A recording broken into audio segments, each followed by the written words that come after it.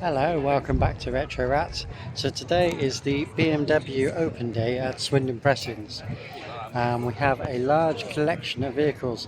Now we've brought along Wilson, the Rover 214 or R8 model, and we've also brought along Ray, the first, well not the first, but one of the first of the R50s BMW Minis.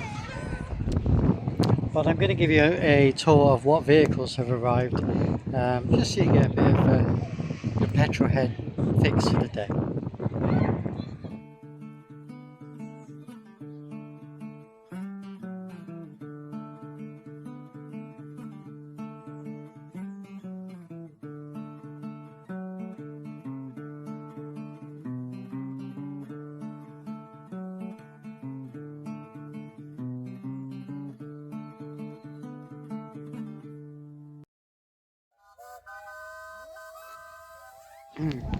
So literally I'm just going to do a walk of the lineup. There's Dennis's lovely little A30,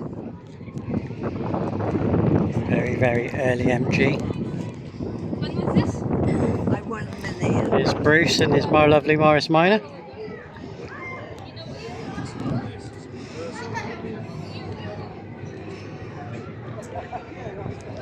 Well, this one's very rare, so I'm going to walk round the back of this because you don't get to see these ones. Very rare car now.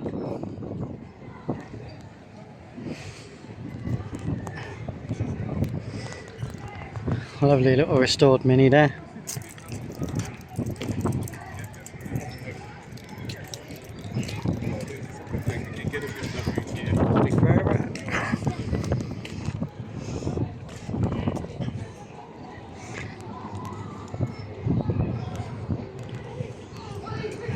Mini Shorty.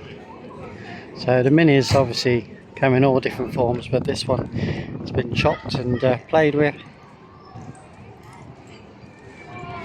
monkeying around. Very different. I've driven a Shorty a few years ago now. Very fun. Turn him on a sixpence. John and his Riley Alf. Love a bit of chrome. Lovely early Mini. Austin. ADO 16 is the model number. The 1100 and the 1300s were just different engine sizes, I believe. So let's have a look, see if it says 1300. Got a tow bar. So there's some of the BMW factory there. Uncle John's MG Midget. Very lovely. Shining away in the daylight today.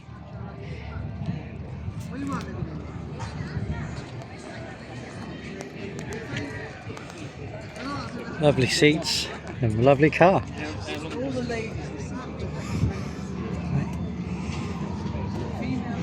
The Maxi. Now, quote me if I'm wrong, but I believe the Maxi was released to replace the Morris Minor. So the Maxi in my head was the Morris Minor replacement. The Morris Minor ceased to be. They released the Maxi. So yeah. Also at the similar time was the Allegro, or nicknamed All Aggro. Morris Ital. Very rare cars now. Very rare cars. Not many survivors of these now. TR7 and the Morris's cousin.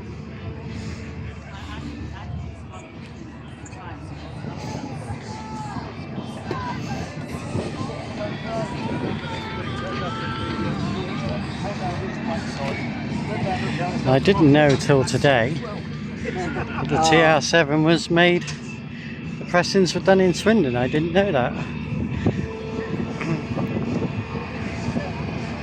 Big wheel here today. I'm going to walk down to the next segment of cars. Start them young. So we got here the Austin Ambassador. This is a Vandenplas model. Vandenplas was the luxury model. Triumph. I think they were really good for their time. Lovely. Triumph Acclaim.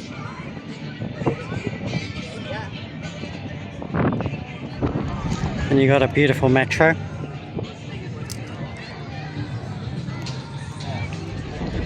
Beautiful Metro, also a Vandenplas, so top model for the Metro at the time. Then we got an MG Montego. F, I believe, what, 1988? This would have been the flagship Montego at the time. Then we got a Rover 213.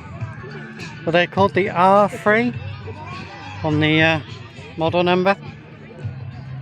So yeah, 213. Very rare car now. I know some of you have quickly seen this car before when we've done the Swindon meets, but yeah, a fabulous car. Lots of people enjoying the music.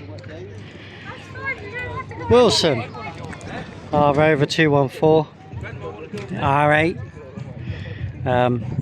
It needs some bodywork now, but our friend Harry did a fabulous job of rebuilding the engine not that long ago, and he's pretty much running now. He's done his mileage. Ironically, Peggy's given me the keys so I can get a drink out of the boot, and I've just noticed it's open. Maestro van. Absolutely love a Maestro van. Had a few, 1.3 and a Perkins diesel. Really lovely little vans. Rover 100, but this might be the late badge Metro. It's the end of the Metro era. Yeah, Metro 1.4. Later on became the R100 or Metro. Hey! Retro Ratz sticker, well done, very nice. Big thank you, shout out to the Binning family there, well done. Now initially I thought this was a Tiger top, but I think it's just dual sunroof. I don't know if that's classed as a Tiger top. Rover 204, 206, and they did a 220 coupe, so I would think this is probably a 220 coupe. Let's go see if I'm right. I think it might have done a 218, but it just says turbo. So you can type the reg in and decide for yourself. I'm going to vote that it's a 220 coupe, but I may well be wrong. Beautiful, beautiful Mini here. Equinox. Towards the end of the Mini's life, they did lots of limited editions. This one had half leather seats, purple Equinox interior to match the logo. That's a bigger one. So is that the Rover 400? I believe so. I'll go around the back and see. I'm going to put my money on that. That's a Rover 400, not a 200. The 200 would have been slightly smaller.